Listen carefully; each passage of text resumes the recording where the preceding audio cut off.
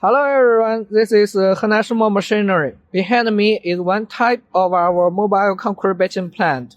It uses the GS-type concrete mixer and with a high discharging height. It doesn't need the concrete foundation and very easy to move to another job site. This is the aggregate batcher for beams.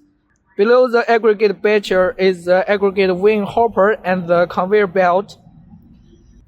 Those are the tires of it. There also have air brake on the tires.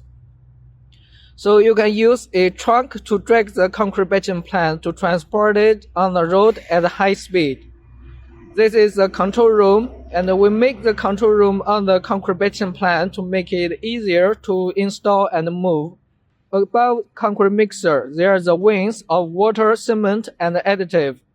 Our factory is professional in producing many kinds of concrete batching plant, including the mobile and stationary type. Welcome to contact us if you are interested.